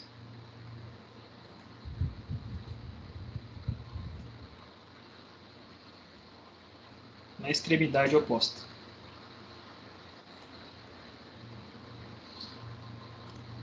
Extremidade oposta. Ou seja, a gente vai construir um paralelogramo. Então, eu tenho esse vetor F, eu vou traçar uma reta paralela a F, lá no finalzinho de G. Em seguida, no final do vetor F, eu vou traçar uma reta paralela à linha de ação do vetor G. Tracei esses caras e a gente construiu um paralelogramo. Por isso, o nome do método.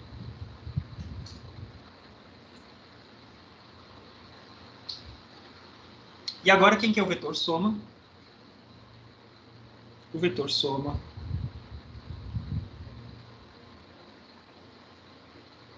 une a origem ao cruzamento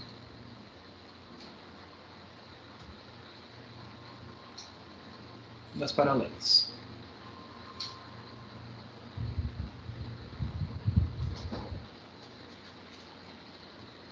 Então, esse carinha aqui é o meu vetor F mais G.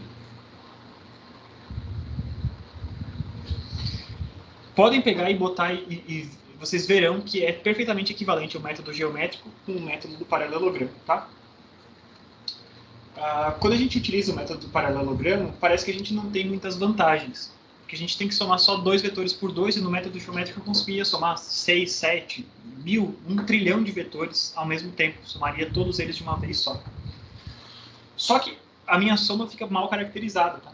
Então o que acontece quando a gente tem esse método do paralelogramo? Se a gente tem esse método do paralelogramo, a gente pode pensar em fazer somas desses caras associando, né, a potência do método do paralelogramo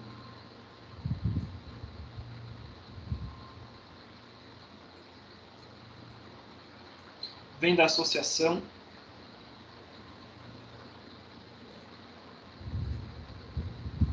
com o sistema cartesiano.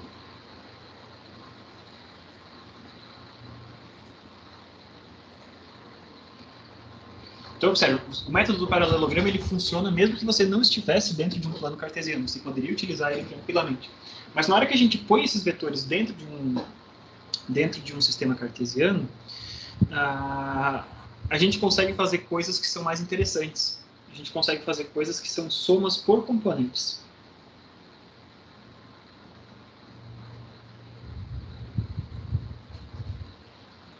E essas somas por componentes, elas são baseadas no fato de que sempre que eu tenho vetores alinhados, se esses vetores estão todos sobre uma mesma linha, esses vetores alinhados eles são somados praticamente como se fossem escalares.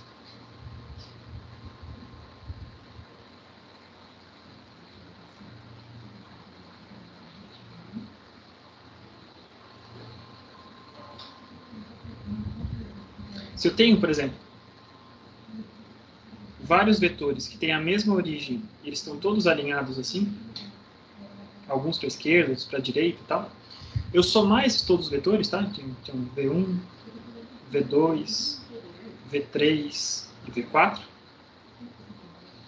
fazer V1 mais V2 mais V3 mais V4 é alguma coisa que vai manter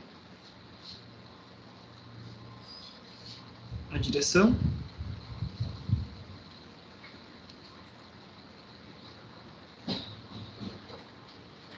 e a gente soma os módulos.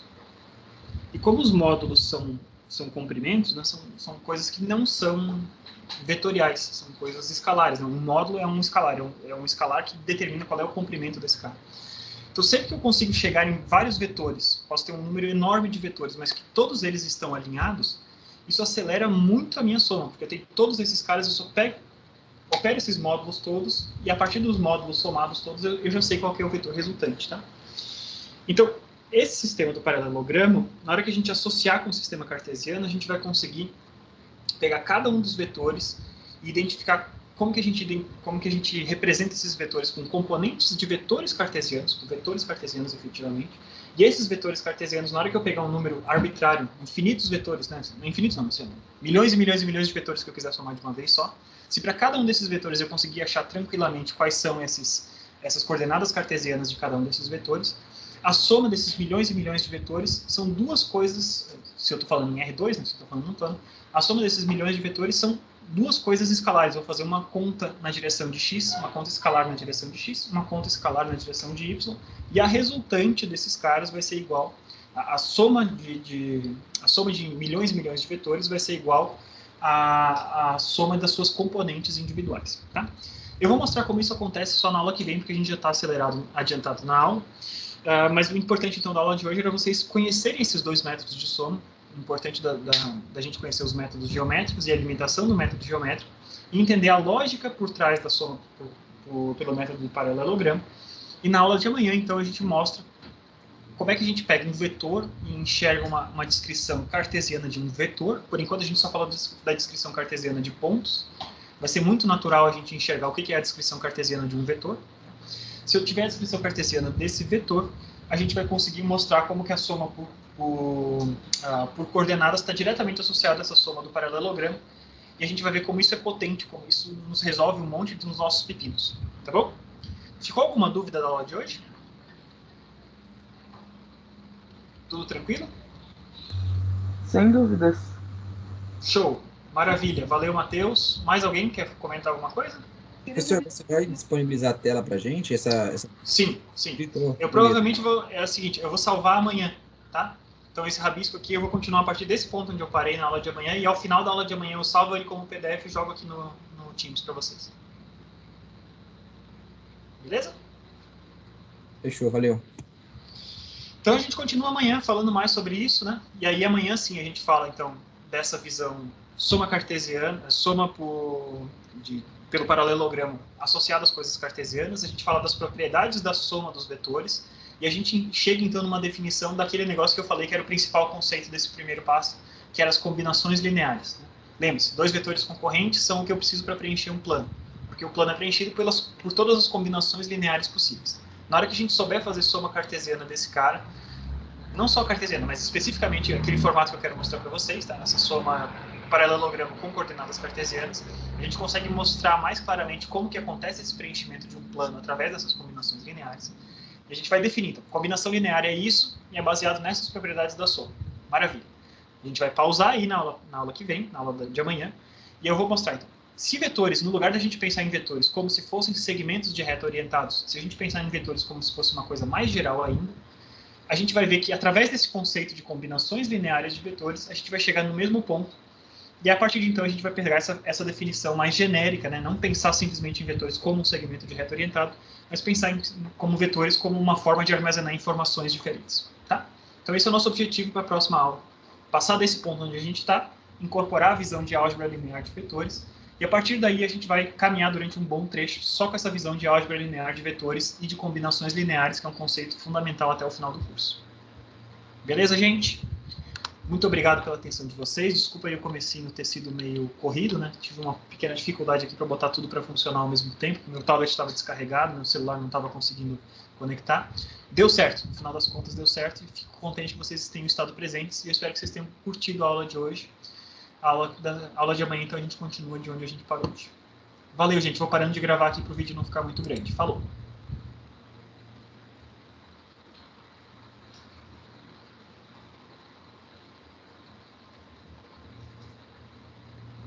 Ô, professor, até mais. Até amanhã. Falou! Até mais, professor. Tchau, tchau. Boa tarde, boa noite. Tchau, professor. Boa Até tarde. amanhã. Até amanhã.